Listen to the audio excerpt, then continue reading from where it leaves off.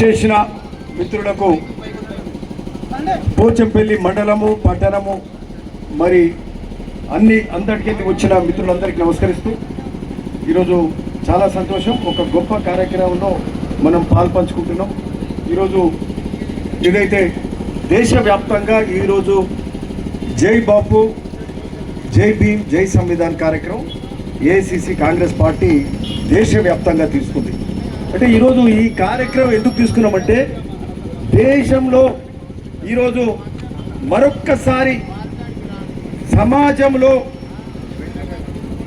సమాజంలో మళ్ళా విచ్ఛిన్నకర శక్తులు ప్రవేశింపజేసే కార్యక్రమం చేస్తున్నాయి. సమాజాన్ని విచ్ఛిన్నం చేసే కార్యక్రమం చేస్తున్నాయి. దేశంలో ఒక అరాచకం సృష్టించే కార్యక్రమం చేస్తున్నాయి. ఈరోజు ఈ దేశం ఒక మౌలిక సూత్రమే శాంతి సామరస్యం, అందరితోటి కలిసిమెలిసి ఉండాలనే ఆలోచన తప్పితే ఇంకొకటి కాదు. ఈరోజు స్వతంత్రం తీసుకొచ్చిన కాంగ్రెస్ పార్టీ, గాంధీ మహాత్ముని పోరాటం వల్ల స్వతంత్రం వచ్చింది. అంబేద్కర్ రాజ్యాంగం వల్ల ఈరోజు దేశంలో శాంతి సామరస్యం విరసిల్లుతుంది. రాజ్యాంగం వల్ల అనేక మందికి మేలు జరిగింది. ఈ దేశంలో ఉన్న సమాజం అంతా కూడా సముద్రత స్థాయికి ఎదగాలి, సమానత్వ దిశగా ముందుకు పోవాలి, అందరూ శాంతిగా ఉండాలి, సామరస్యంగా ఉండాలి అనేదే గాంధీ మహాత్ముడు మరి సూచించాడు. అంబేద్కర్ రాజ్యాంగం రచించాడు. మరి ఆ బాటలో ఈ దేశం ముందుకు పోతుంటే గడచిన 3 సార్ల ప్రభుత్వానికి వచ్చిన భారతీయ జనతా పార్టీ ఈరోజు విచ్ఛిన్నకర శక్తులను ప్రోత్సహించే కార్యక్రమం చేస్తుంది. మనకు కాంగ్రెస్ పార్టీకి గాంధీ మహాత్ముకి, అంబేద్కర్ కు, సర్దార్ పటేల్, మరి జవహర్లాల్ నెహ్రూ, ఇందిరా గాంధీ, రాజీవ్ గాంధీ వీళ్ళంతా మహనీయులు మరి త్యాగాలు చేసుకొచ్చిన ఈ దేశంలో వాళ్ళ ఆలోచన అంతా ఒకటే ఉండే, సమాజం బాగుండాలి, అంతా సామరస్యంగా ఉండాలి, అట్టడి వర్గాలకు మేలు జరగాలి, పేద బడుగు బలహీన వర్గాలు ఈ దేశంలో వందలాది సంవత్సరాలు అణిచివేయబడ్డారు, వీళ్ళందరూ సమున్నత స్థాయికి రావాలని చెప్పి వాళ్ళు ఆకాంక్షించారు. అందులో భాగంగానే ఈరోజు ఈ సమాజం ఒక సమాన స్థాయికి ఎదుగుతుంది. రాజ్యాంగంలో అంబేద్కర్ రాసినందువల్లనే ఈరోజు ఉద్యోగాలల్లా రిజర్వేషన్లు ఇవ్వబడ్డది.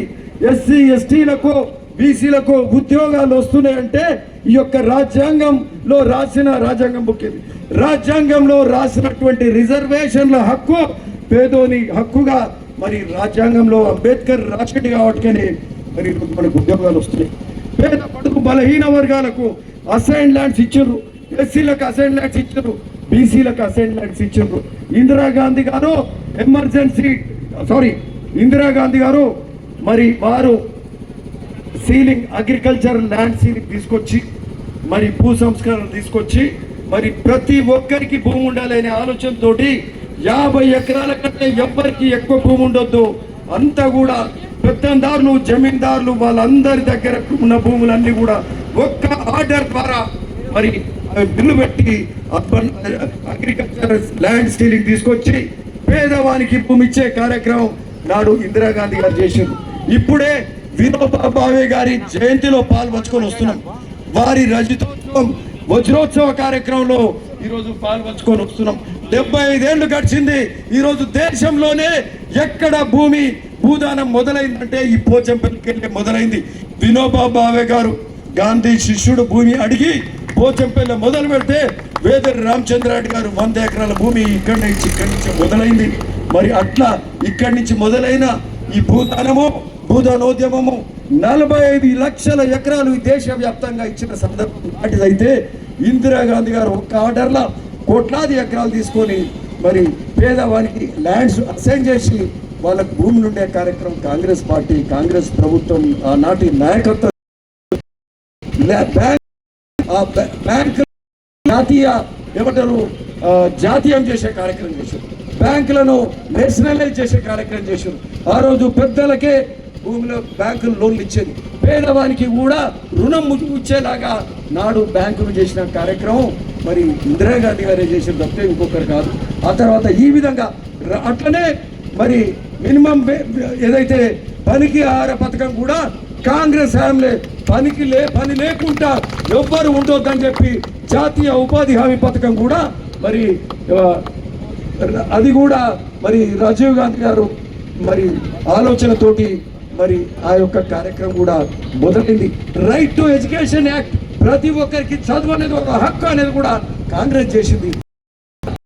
సెక్యూరిటీ యాక్ట్, ఈరోజు మనము మొన్నటిదాకా దొడ్డు బియ్యం తినేది ఈ దేశంలోనే తెలంగాణలోనే కాంగ్రెస్ హయాంలో కోట్ల విజయభాస్కర్ రెడ్డి హయాంలో ₹1.90 బియ్యం ఇవ్వాలని ఆ రోజు ఒక్కొక్కరికి 6 కిలో ఇవ్వాలని ఆలోచన చేస్తే తర్వాత వచ్చిన ఎన్టీ రామారావు దాన్ని ముందుకు తీసుకెళ్ళిండ్రు.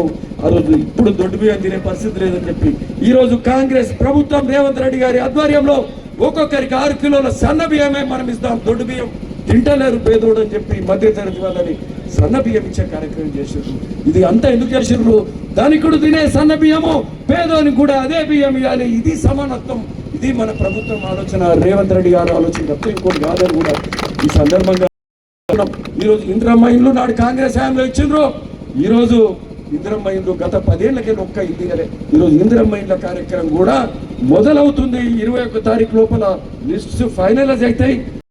31 తారీఖు లోపల ఈ నెల ఆఖరి లోపల ఇల్లు నిర్ణయం లిస్టులన్నీ ఫైనలైజ్ అయ్యి అవి సర్వే కూడా మరొకసారి చేసి అవన్నీ కూడా ఫైనల్ చేసి ఈ వారం ముగ్గుపోసే కార్యక్రమం కూడా మొదలైతే ఎందుకు చెప్తున్నామంటే ఇది అంబేద్కర్ రచించిన రాజ్యాంగం, గాంధీజీ సూచించిన మార్గం.